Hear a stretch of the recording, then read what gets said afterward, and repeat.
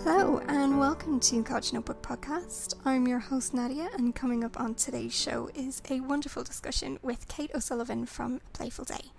So it's time to grab those whips, make that cuppa and settle in, and I hope you enjoy today's show.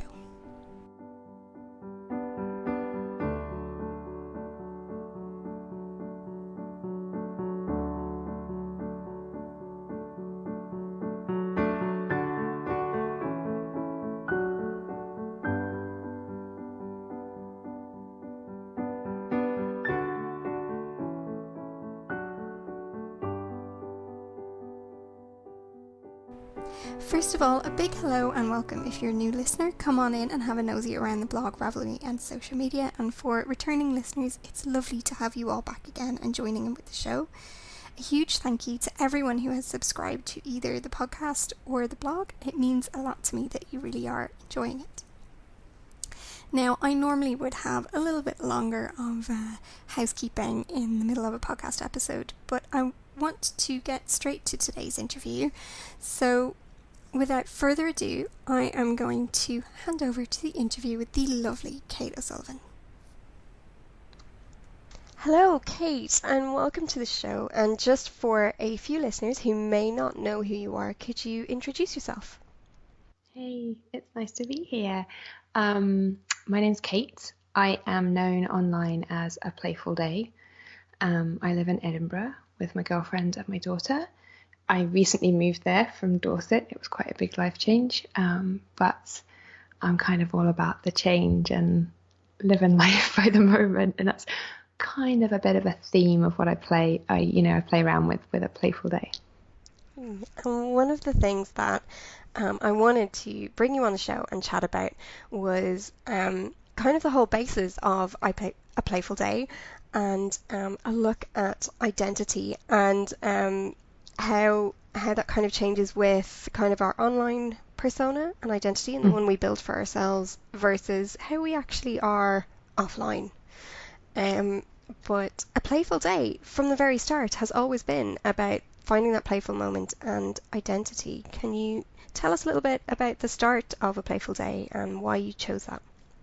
Yeah, thank you. The thing is, I think I've given a lot of answers to this. I've always been partially truthful, and actually you've caught me when I'm probably at my most truthful, because I recently spoke about a lot of periods in my life that left me feeling really quite broken, and I was finding life quite hard. Like, real life was hard, and I was burnt out, and in career-wise I had been in a previously very abusive relationship. I wasn't enjoying life, and I wasn't finding myself very easily, and I was gobbling up blogs and podcasts in the way that I was finding really comforting.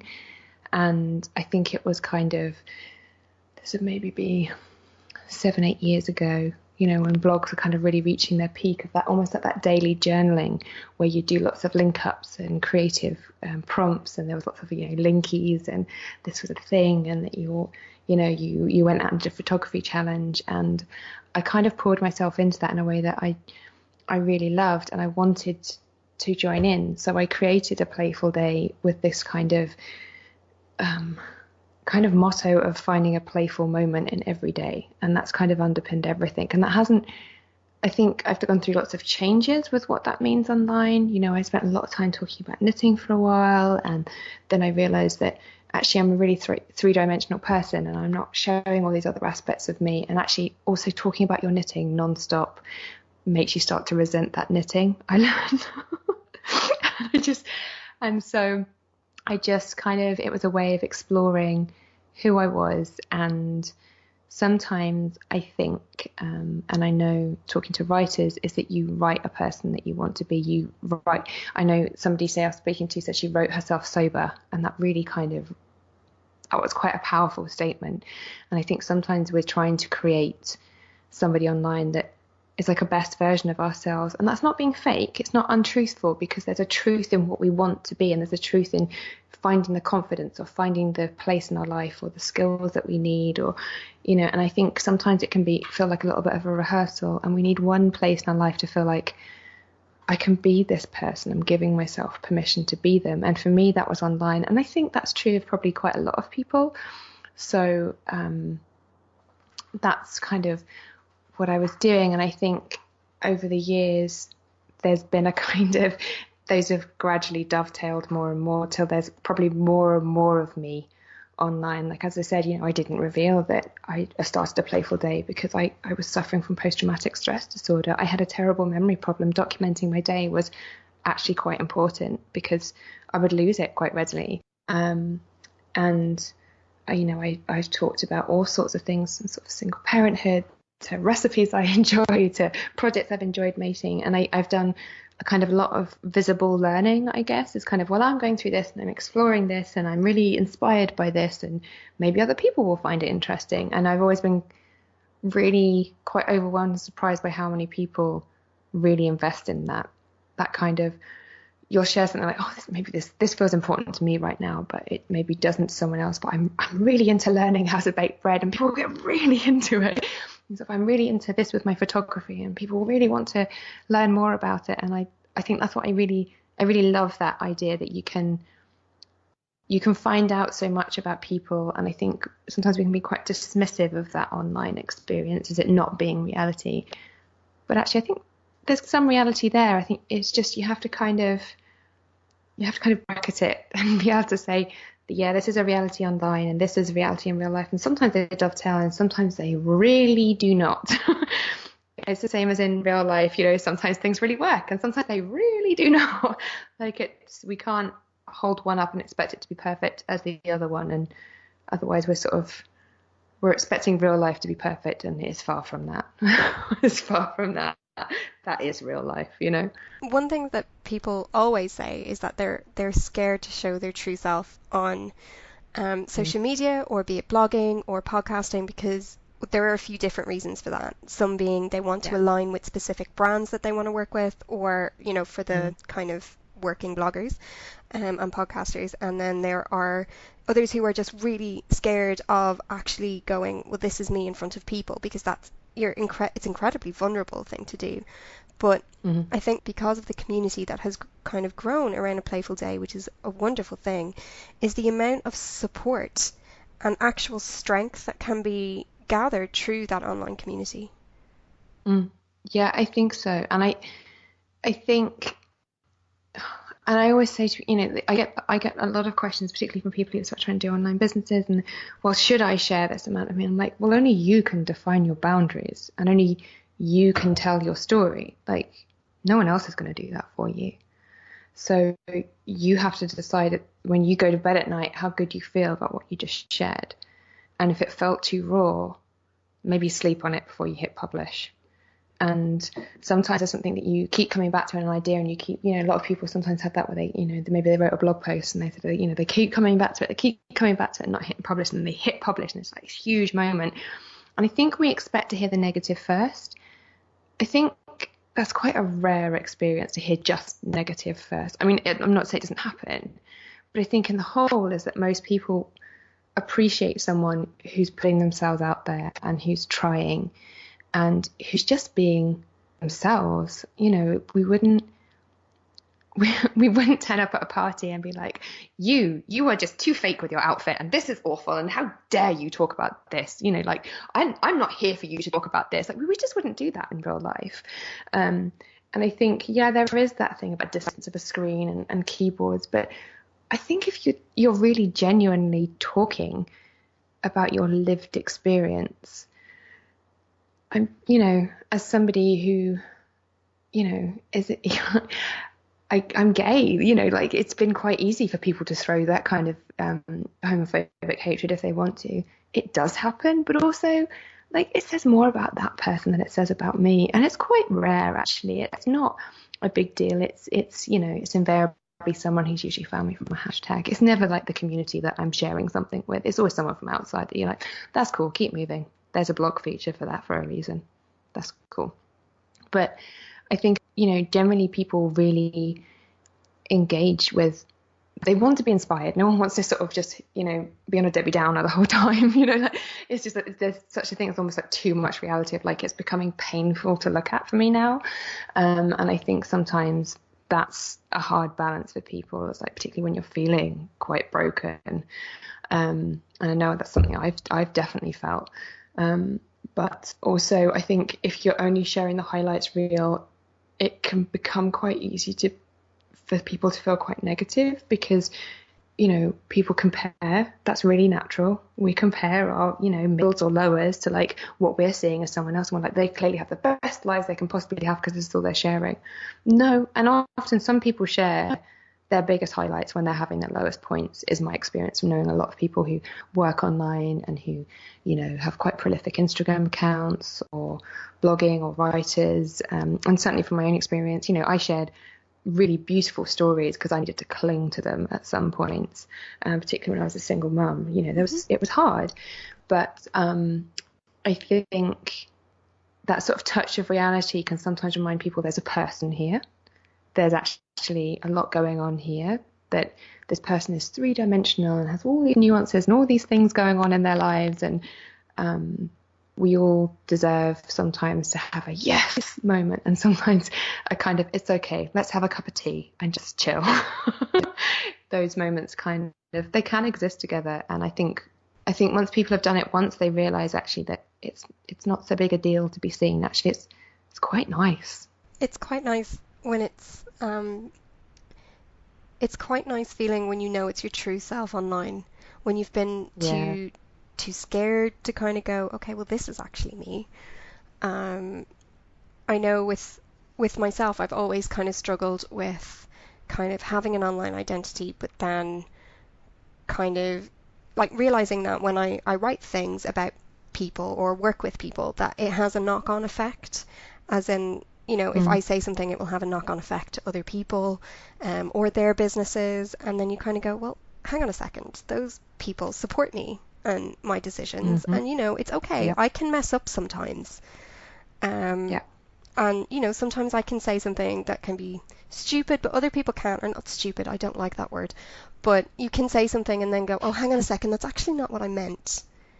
And go, actually, I'm human and I can make mistakes and I can apologize for them. And I think people kind of feel a little bit better when you do. Yeah. And it's definitely that thing where we ourselves as people don't want to be constantly feeling like we have to be perfect. And yet there does seem to be a kind of mentality that other people can't make mistakes and they can't learn and graze their knees a little, and that they, you know, they didn't get it right for me right now. That makes me quite sad when I kind of feel that sentiment being expressed on social media, is there's always someone out there who's getting it right for you right now. And there's a lot of stuff being shared for free, so move around a little. Like, we don't need to stand and tear this person down. I mean, there's sometimes like it's just harmful, some of the things that are expressed, and that's always difficult. But yeah, I sort of think sometimes we need to treat ourselves like we would our best friend, but also we need to treat other people online like a best friend, because at the end of the day, they have to go home. And sometimes the things that we said in a moment of just frustration will really stick with them perhaps. And I hate that idea. That makes me quite sad. One of the lovely things that you have done with your platform and community of A Playful Day since you've come back from your break is that you've opened up the platform to lots of other people to talk about or share their stories and their identity online. Can you tell us a little bit of some of your favourites? Yeah, it came from like a real place of wanting to use my platform for particularly for people who feel like their narrative isn't out there, it's not being told, they're not seeing it enough. The joy of being online is that I don't have an editor. I don't have I deliberately don't work with sponsors particularly. I fund everything through Patreon. That was a very deliberate decision so that I could call the shots. And if I choose to be really pushing an agenda of diversity and inclusion, I can do that because I I don't have to people please. In fact, this really pleases me, and this pleases a lot of people when they see themselves, and that really mattered to me. So I kind of went about, I spoke to a couple of friends and said, I'm thinking of doing this, and they got really excited, and they said, oh my God, but you would just, but I don't have a really big following, which kind of really broke me, this idea that, I would only open up my home unless, if someone's going to walk in like in pearls and heels or something, with like their entourage behind them. I was like, no, that's not what this is about. Like, this is exactly the point. Like, you deserve to be heard. Every person deserves to be heard. Like, if I could, I would churn these out regularly, but it takes a lot of time to actually build someone to the point of confidence to share them. And actually the first one, I think, really, I share like I do like an identity series, and each month I share a different voice, and sometimes I will be doing follow-up live interviews, which is new, which I'm enjoying. But the first one was a sort of online friend, how we make these connections. And Daki is she described herself as like an interbeing, as a concept, because she felt like she didn't have a particular racial identity, but that she was judged by the color of her skin. And she felt like it was something that was kind of bursting inside of her, and she wanted to tell that story. And interestingly, when we first started talking, she wanted to write a recipe. Like, it went very quickly from like recipe to the reason I'm choosing this, and oh my goodness, I've only just realized. I was like, cool, let's write about that. That's great. And we kind of bounced it backwards and forwards, and I helped her edit it because she hadn't done much, almost like editorial writing, I guess, of kind of keeping it quite dense. It was very dense, the ideas, but keeping it quite to the point in a way that was accessible. And she takes beautiful photography, and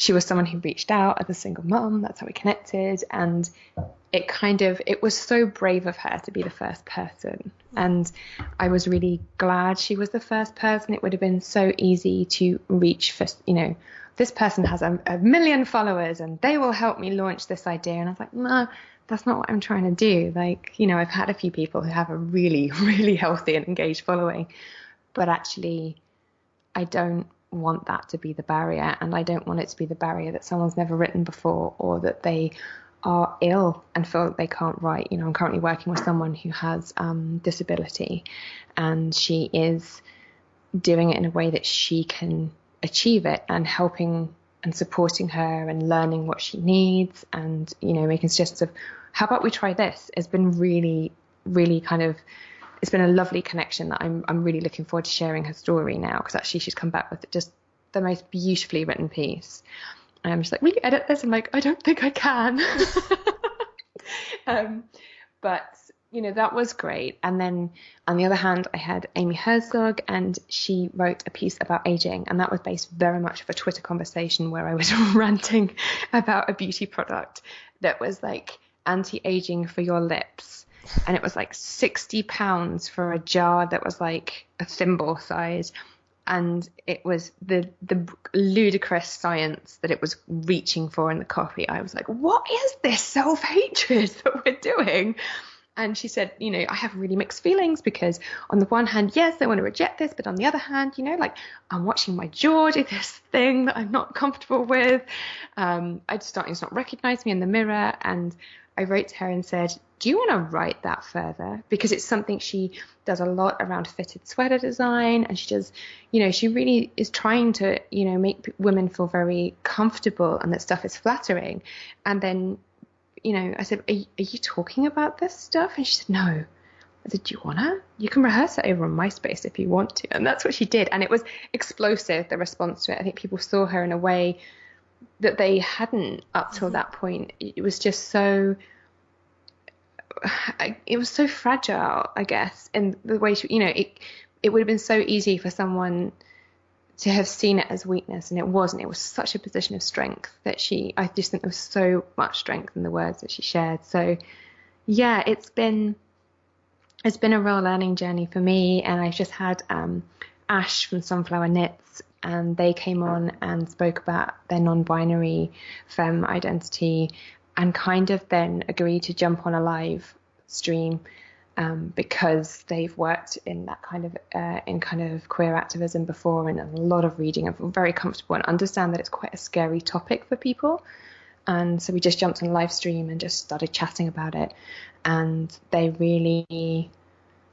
brought home so many points around how identity is such a personal thing and it never stops changing or developing and growing.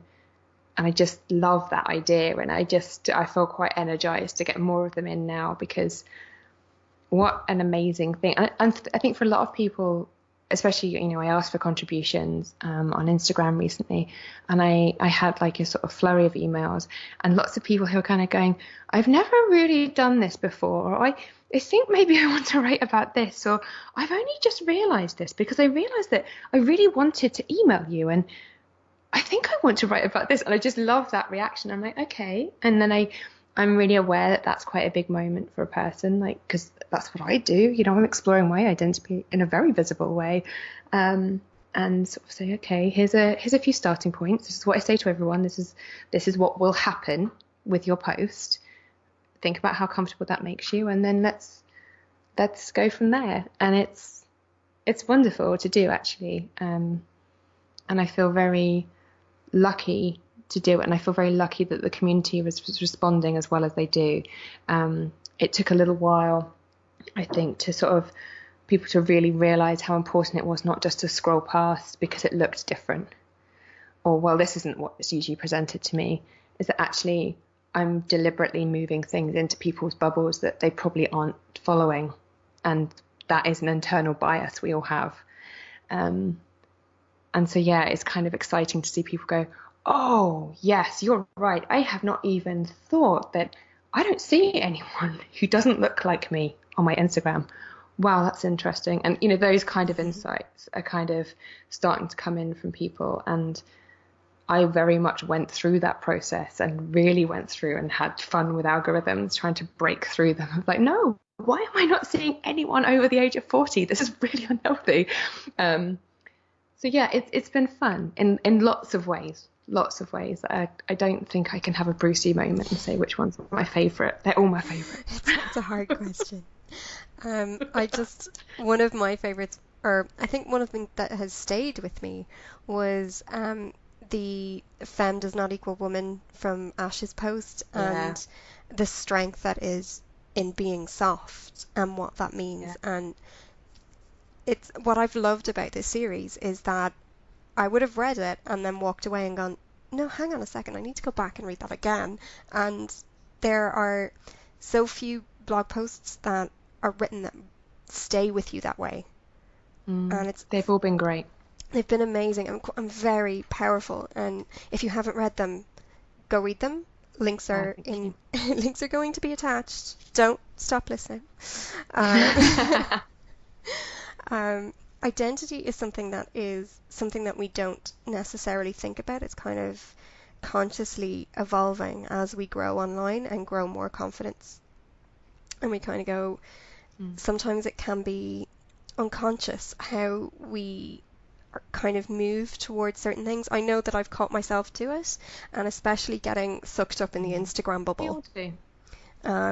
The Instagram bubble is a big one. Yeah, you see, it's something that I've kind of gone, I really do like the Instagram community. I think it's lovely, and I think it's great. But I also find that there is an element of, well, how many grids can I look at that are the same, of people posting the same thing, but not kind of glancing over the kind of everyday. It's like they post about the everyday, but when you're kind of looking at it, it's the surface of everyday. Yeah. And I do realize that some people do it. Like I know I did when I was in a place of feeling bad, that I would post things that I would go, there's beauty in this one thing, and this is my beauty for today. Yeah, it's safe, and that's fine. Like I don't, if it makes me uncomfortable, I choose not to sit in that place all the time, and if I catch myself in that place, I move out of it. But also, like, good for that person. Like, they're sharing and expressing themselves. Maybe they're not expressing the fullness of themselves, or, they're really aiming for, working with lots of brands. Cool. They're going to pay bills that month with it. Awesome. That's their choice. That's great. And that's the power of the internet. And actually, that's the power of the internet for a lot of women right now, that I think's really crucial. That people can go out and chase that income. I think we need to be realistic about that income, but and sometimes the harmful bubble that we create, because it's hard to get into that bubble if you don't look and behave and earn in a certain way. It's quite a narrow field that we're talking about here, but also it exists, and it's not that I want to see that swept away. I just would like to see us all sat at that table. Is how I feel when I look at it, I guess. It is something that I've chatted about with other kind of food bloggers and that kind of thing, and how they feel about what they can represent themselves online and then still ask for sponsorship or still do sponsored posts, or that they feel they need to do things a certain way because that's what's on trend right now. Yeah. And I think that's a hard balance. But there's also there's people, the thing is that often I feel quite sad when people say, oh, the Instagram community. And I think it's a shorthand. There's lots of Instagram shorthand. There's the peony shorthand. There's the flat lay shorthand, the tray with the tea and the cake that's been nibbled just so. Like, we all know those shorthands. But also, there is increasingly more and more communities out there who are using Instagram, and they're not using those. They're using their own shorthands. They're using pictures of their glorious rolls of fat, because they're talking about body positivity. They're talking, they're taking pictures of them in their wheelchairs. They are sharing pictures that are really informative about marches they've been on. And, there's people like Ruby Tando, who's, amazing what she's doing in terms of food writing, and she's really talking a lot about we don't need to make something exotic all the time because we're representing something that is an ethnic cuisine. Like, that's just weird and a bit fetishy, and she's having those conversations in a accessible way, still talking about food, and I think sometimes I always want to kind of stick my hand up and go, yep, I hear you, but can I suggest you do a bit of a sort of online cleanse? Because it suggests to me that your timeline looks very samey, and the algorithms that we often talk about want our timelines to look quite samey. Particularly a Pinterest is a really good example. So you pin at a woman wearing a sweatshirt that you really like, a design, not a sweatshirt, a cardigan or a hand knit that you particularly like, and suddenly Pinterest will throw up a lot of suggestions based on the visuals of that.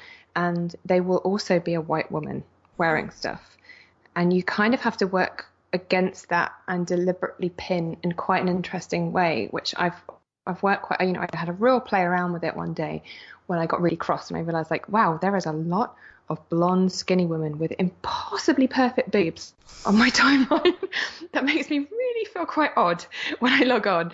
And so I played around. How do I change this? How do I move this? And I realized that actually there's an internal bias in terms of what pictures I'm drawn to. Am I always drawn to the picture of the white hand holding the coffee cup? That's interesting. If you type in the word hand into Google, predominantly the images that you will get are white. That's kind of a given. And that's quite interesting. Why is that?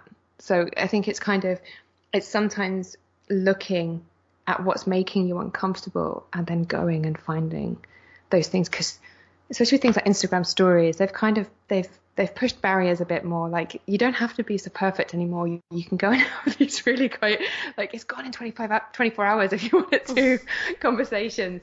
And I think it's kind of made it quite hard to be too perfect. There are some people who still have that because that's the business they're running. They feel that, they are the business. Cool. But there's also, if that's making you feel bad, there's a gorgeous amount of stuff over there. I regularly share this stuff on my Instagram stories. Hey, have you seen these people? Have you seen this?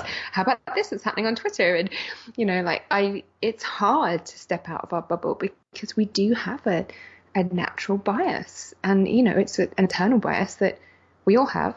And once you realize it, you kind of go, oh, yeah, I don't want to sit here anymore because this looks kind of interesting. I'm going to fall down this rabbit hole.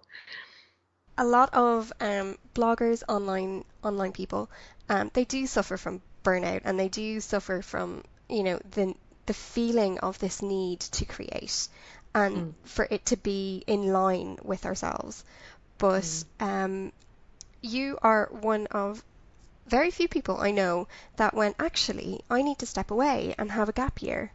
And you did it, and then you came back, and the community was still there. They were like, "Hey, Kate, we miss you." Yeah, it was weird.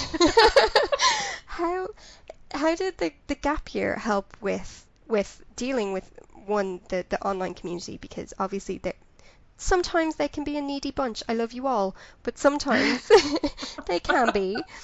And I absolutely, I love you all. I love the emails. I love all the contact and all of that. It's absolutely wonderful, especially when you're having a bad day. But sometimes, for ourselves, we do need to step away and recharge. So how did your gap year help you do that? And did you find a certain amount of strength from doing that? Yeah, it's a great question, actually. Damn it, I wish I'd asked that question. I think I just realized I was running faster than the hamster wheel, and it was, I was pedaling, going like gangbusters, and then suddenly I was like, I am going to get swept in a way that I can't keep up anymore. And I was starting to lose track of what direction I was going, why I was doing it, and where the money that I could do it all was coming from.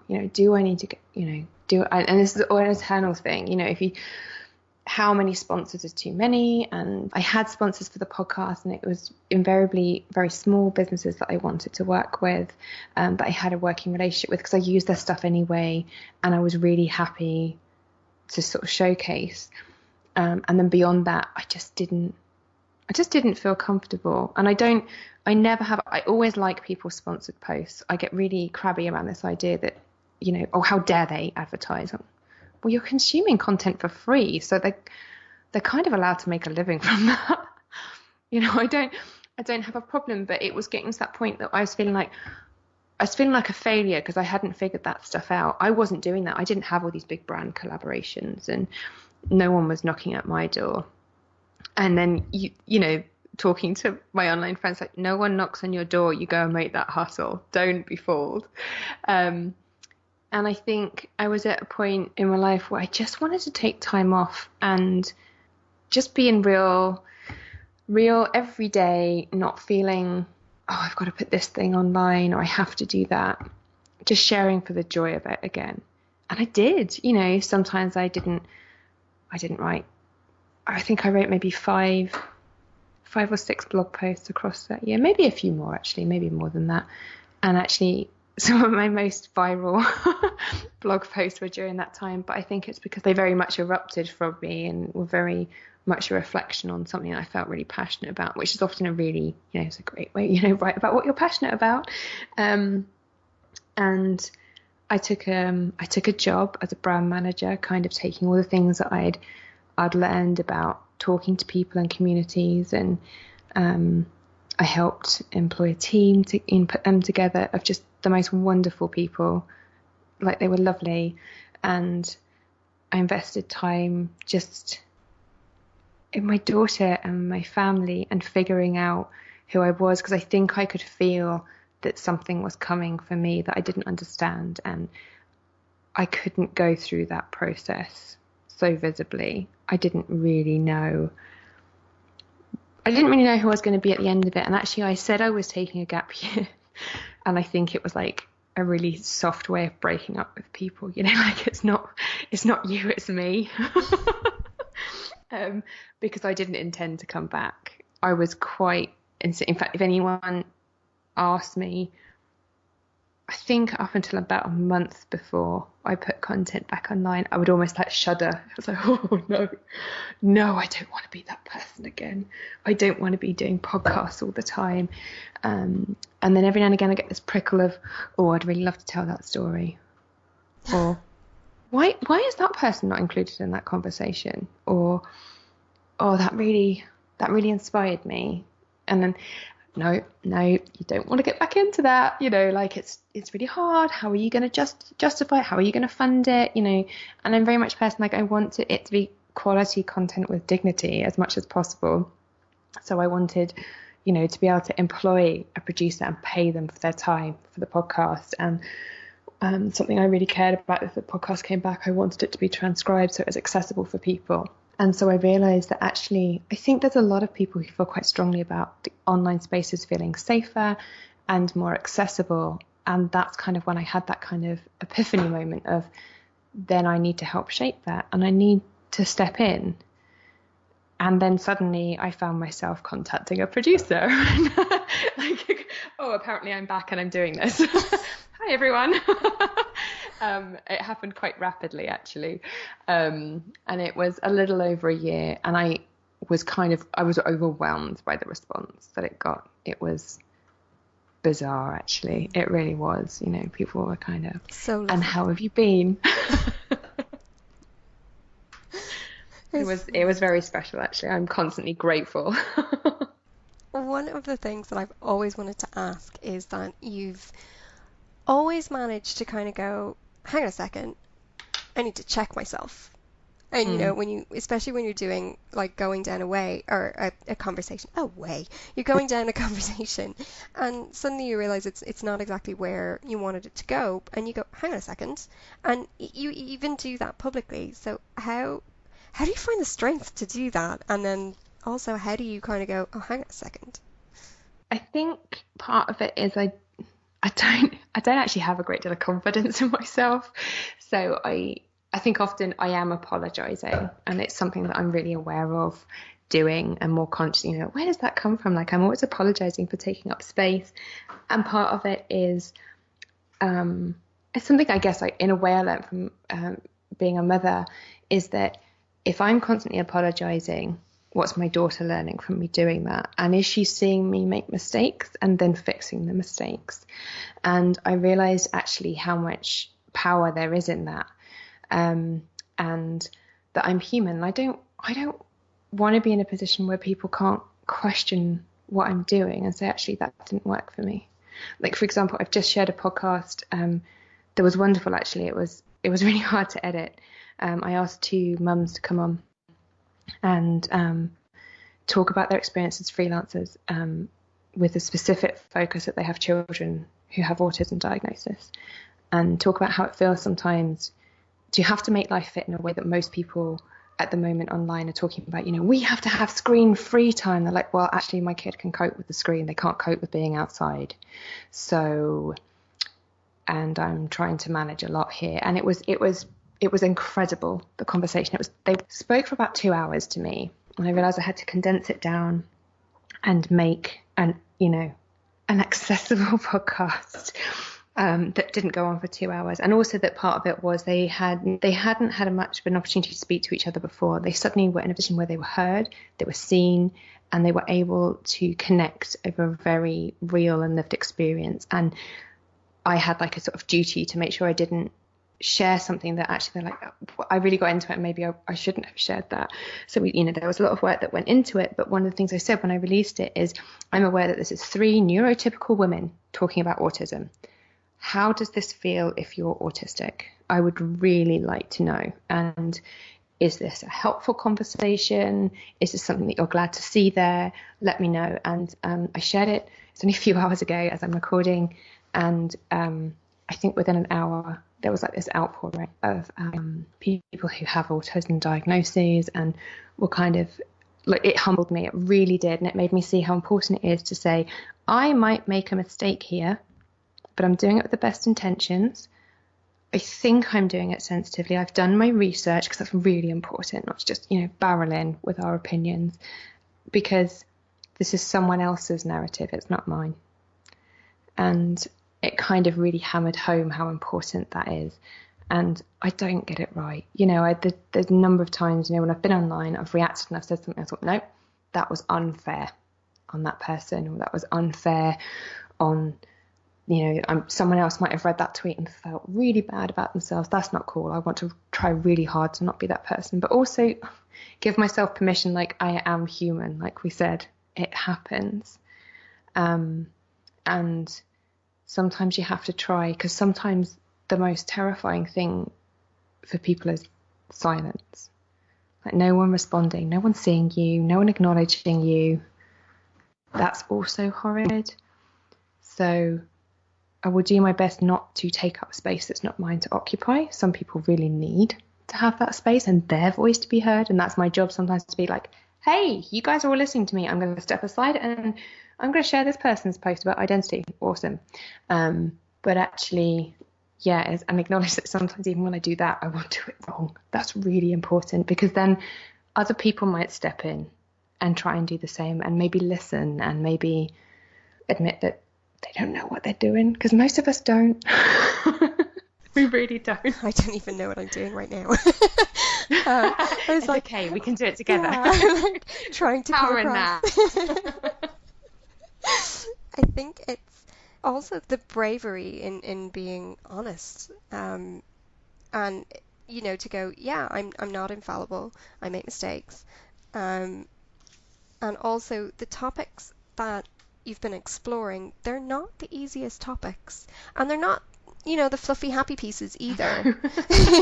Like they're very real, and it is that kind of, there are lots of different pieces that make up ourselves, and what I love about some of those pieces is finding the little bit of myself in those pieces that I wouldn't have known necessarily was there before. And then that kind of makes you really, it kind of hit homes, and then you kind of think and you go, oh, I'm not really sure if that's the part of me that I knew, like I want to be there, because I need to make sure that I don't do that again, or it's kind of the happy joyous kind of going, oh, that's what that is. Yes, finally I can explore this more. More often than not, it's the happier kind of, oh yes, and wanting to fist bump the air. And that's one of the reasons why I enjoy exploring identity so much, through all of your work, both on the podcast and on the blogs. Which brings me very swiftly into your fun piece with While You Are Over with Woolen, which is aptly titled Make Good Feel Good. Can you tell us about that? Yeah, I'd love to. It's a hashtag that I started. It was meant to be a flash hashtag. The idea was going to be one day where everybody shared. And it was around an idea that Mind, a charity that I feel really passionate about. It's around supporting mental health. They do a lot of campaigning around mental health. They've done incredible work, and they meant an awful lot to my friend who sadly couldn't continue her depression battle.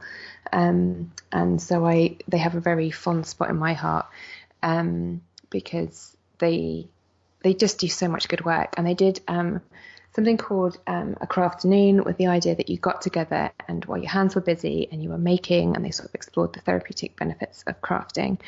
And I loved that idea. So I did this flash hashtag, and with the idea of people sharing how making makes them feel good. And I deliberately kept it that broad. The thing is, actually, when you're quite depressed or quite low, or you're experiencing quite acute mental health, is that your concentration and your processing go. And I think we need to be careful of belittling some people's craft. Like that is what they're capable of doing at the time.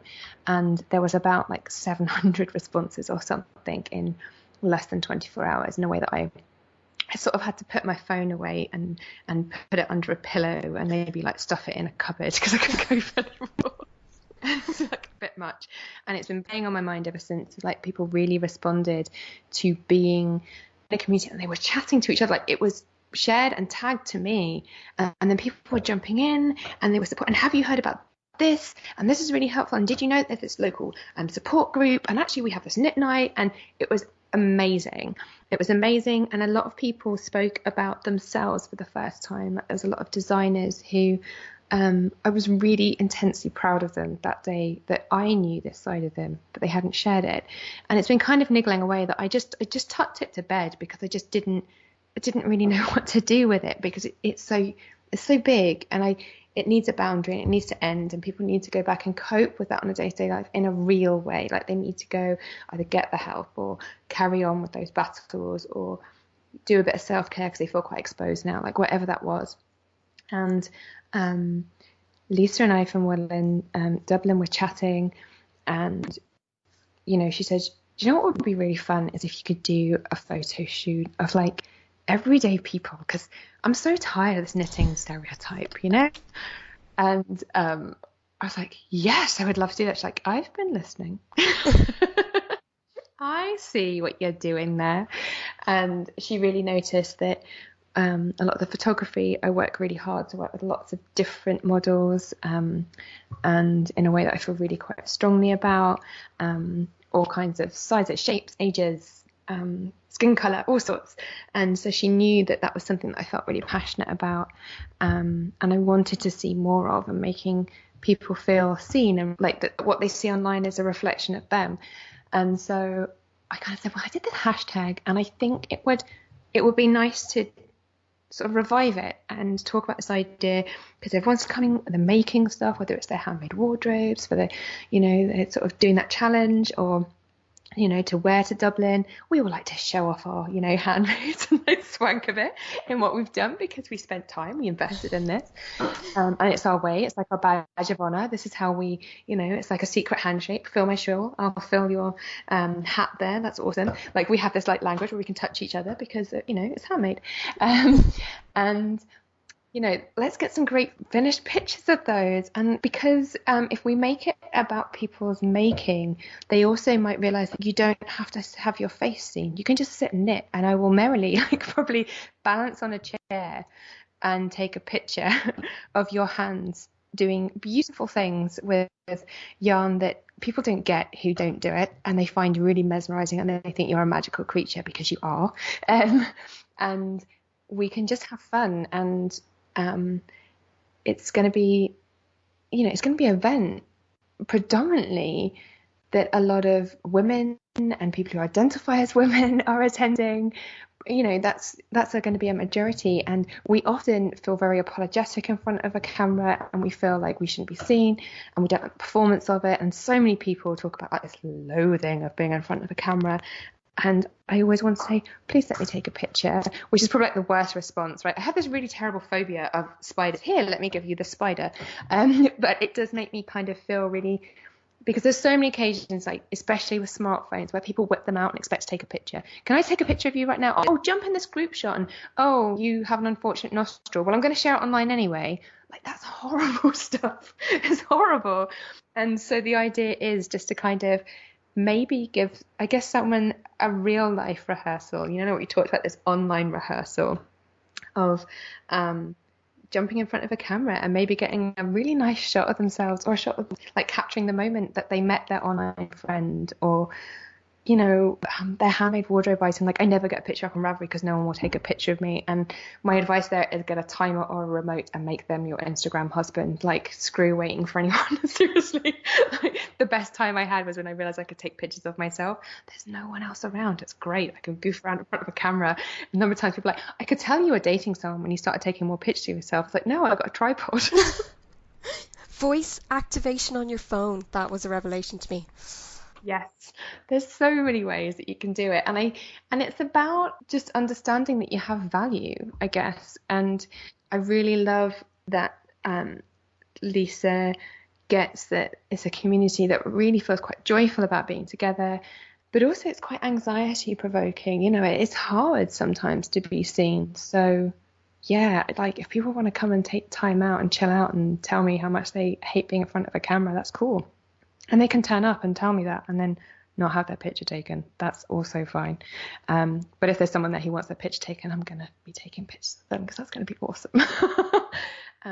Yeah, it's just the idea of kind of putting a bit of fun back into us being in front of the camera. I think there's probably, I'm going to take a wild guess, there's probably a lot of mums who are very good at taking pictures of their children. Very little of them exists because we're the ones taking the picture. So it will be good to capture people like that moment in time. It's nice to know you can be seen, right? And it's both the Friday and Saturday at Woollen, so it doesn't matter what day people are turning up for. anything? Nope, they can come up when they're ready. I think we have time slots. I think it's going to be in the program, and there'll be information coming up online. And yeah, I'll do my best. I'll be sharing on social media and hopefully checking social media to just see if anyone's like, I'm coming before we have to clear out the room. But yeah, I'm hoping I'll be too busy to taking pictures of people. And I actually really enjoy working with people who don't have their photograph taken very much. Even in a lot of professional work I've done, I have only shot professional models once or twice. And it's a different experience because they know how to stand and how to look. It's a different kind of shoot altogether. There's something very magical about chatting to someone and easing them in. And I actually had a friend who I regularly used for someone's photography, and watching her confidence grow, and there was like this whole sassy side of her that came out. I was like, hello, where did you come from? It was great. It was amazing. And one of the things that is kind of interesting that I know you've kind of touched on before is how people who do take photographs and are photographers often aren't the people in front of the camera. No, and a lot of us find it very uncomfortable. I would say I've interviewed a couple of photographers for the podcast, and I've worked with a couple of photographers. I'm friends with a couple of photographers, and invariably we're the ones taking pictures. And one of the things that is really interesting is often, and I personally think it makes for more interesting photos because we understand the discomfort of somebody that we're shooting. Like, it's kind of, I always say, like, I feel like it's a real honor in a way when someone stands there and lets you look at them, because you have to look at them to take a picture. It's not like you can side-eye them and just, I'm just going to take this picture. Like, you have to really look at them and try and capture them and really understand all kinds of parts of them. And it's a moment in time, so like one picture can look completely different to another picture, because that's who we are. We're human beings, and we are contradictions. And like my friend, she can be sassy and she can be timid, and she can feel that she's getting old and frumpy, and she goes, she's got a mum of two, and then suddenly she can find herself and be really enjoying it, and she can feel inspired. And I think there is something about feeling very uncomfortable yourself, and really, like, my heart really goes out to whoever I'm photographing. And I get really cheesy. I often thank people. Like, thank you for letting me take your photographs today. I loved that, because I really do I find people endlessly fascinating. And in order to kind of show my willingness to do it, I made an excruciatingly uncomfortable video of me jumping around, encouraging people to join Make Good Feel Good. It was so much of my face that I was just so uncomfortable both doing and editing.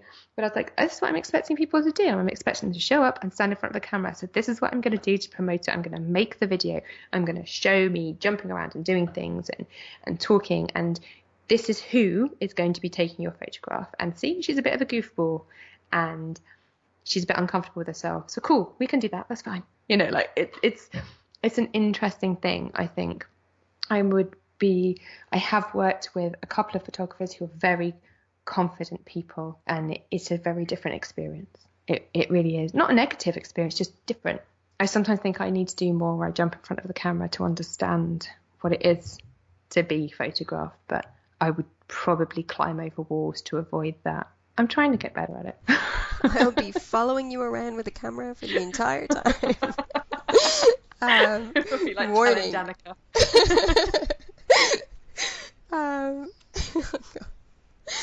I will try to be good and respectful. That was such a niche reference. No, I got it. I was like, I could carry on with the helicopter, but no. Yeah.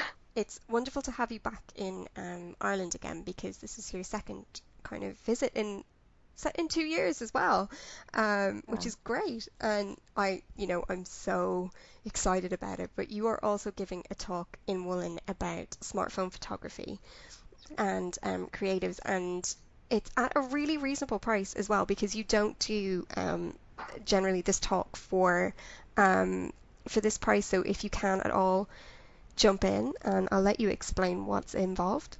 Yeah, that's right. It's I do small workshops, and I don't do too many of them because there are people out there who they're masters. They're amazing at doing it, and I really believe in people who know what they're doing. I'm like, go and see them, they're amazing. But I feel very passionate about photography in a way that, I guess it's carrying on the feeling of feeling good, actually, is that you don't get so bogged down in trying to make things perfect and trying to nail everything online that you become almost paralyzed and you sort of box yourself in from doing it. And so that's kind of the starting point of this session, is that I'm doing a kind of talk. There'll be lots of tips. There'll be lots of examples. I've taken a lot of photographs. The vendors were very generous that I said, if you want to send things over, I will use your stuff to illustrate, because at the end of the day, people are stepping away from the marketplace for an hour and then stepping back in. And I want people to be surrounded and immersed in what they're seeing. You know, we're all supporting each other in this and just building it up in layers, I guess. So I have a lot of examples of things that were sent to me that, you know, I just opened up, you know, I think I had something like 15 packages, and I just laid them all out and was like, okay, so what do I want to say about photography? And wow, this is a lot of different colors. Interesting, lots of people sent blue. It's almost like I send out this cold, cool vibe in my photography or something. It's really weird. But so I spent a day shooting those and thinking about what were big barriers for me when I was thinking about improving photography. Like, I really enjoyed photography from a young age, but I didn't know any of the technical stuff. I still don't really. I learn a lot by kind of gut and intuition, which infuriates most people I know professionally. But also, like, they relate to. They're like, the camera has to feel alive in your hands. I'm like, yes. I think so many people say, oh, I'm just rubbish at photography. I'm like, no, you just haven't. It's the same as like writing. You have to read and write to get better at it. You know, you have to read lots from a wide variety of sources before you can have interesting writing. Like, it's very. I think we sometimes think there's like this innate genius and creativity. Like, there are those people who are just born artistic and those people who are just meant to do this. And I think that's quite a lot. That means that the rest of us are never going to get there if that's the way we think. It's a bit like this idea of a soulmate. Like, what if you never meet them? I find that whole concept a bit strange. Like, well, yeah, but I could also learn the skills and then I can work on it a bit, hopefully. And I think that's kind of what the session's going to be. It's kind of, here's some of the principles. It's like the backbone of good photography. Here's how to do it in a way that it doesn't consume you or make you feel uncomfortable. Here's how to make it manageable. Here's how to share it online and find communities. And have you thought about this amazing community? And how about you give this a go? And just making it feel a bit more approachable. And you can change direction at any time, you know, and you can make it your own voice. And you sometimes don't really know who you are. And then you start, especially creativity has this weird way of helping you find it, you know. You're like, oh, I'm not really a creative person, but I'm really enjoying doing this, you know, like that kind of thing. You'd be amazed, like, people start getting into photography and you'd be amazed at things that come pouring out of it because they're suddenly expressing themselves through a medium. And I love watching that journey. I'd have a, yep, you just realised who you were moment. And I love that. I get a real kick out of that. I'm not sure we'll have many of those epiphanies right during the session. That's quite a broad aim. But I would love people to come out and feel really kind of, yeah, I've got a camera in my back pocket. I'm going to use it. I'm going to maybe do a little bit of photography every day, just applying some of these principles. And, oh, look at that. Maybe I am good at photography. You know, that would be an amazing outcome. It is a talk that is being held at Woolen, and it is kind of geared towards people who work with yarn and sharing projects, but it is accessible. Like, the principles are there for everyone. So definitely, if you can at all, go to the talk. Yeah, come and say hi. Don't leave me hanging. And I'm very interactive when I'm doing sessions. Like, the most awful thing, and I think you've been to one of my sessions, I'm like, please talk to me. I don't do very well when people don't talk to me. I just sort of stand there like, I'm going to start like doing jazz hands and shuffling about uncomfortable.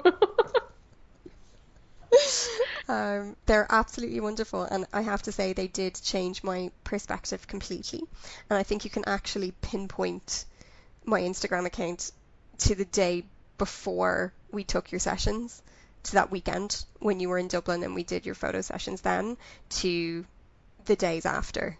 You can literally see the turning point of going, and that's both with like myself, Jen of Townhouse Yarns, and Lisa with This Is Knit. So definitely, if you can go to the talk, go to the talk. You're a They're sweetheart. wonderful. Seriously, you can scroll right. The first thing you're going to do when you hang up is scroll through my Instagram, isn't it?